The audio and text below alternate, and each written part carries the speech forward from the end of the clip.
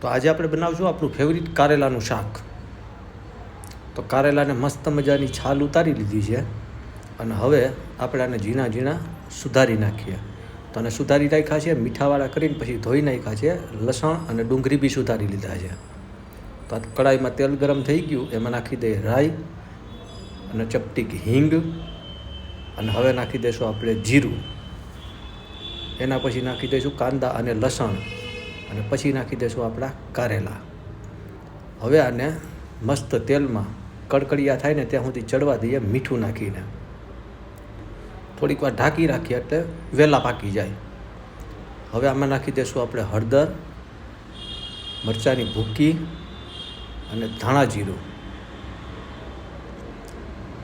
તો બધા મસાલા થઈ જાય ને પછી થોડું પાણી નાખી દે એટલે મસાલા બળી ન જાય. તો આ આપણું કારેલાનું શાક મસ્ત મજાનું બનીને તૈયાર થઈ ગયું છે અને આ બાજુ આપણી ભાખરી શેકાઈ છે.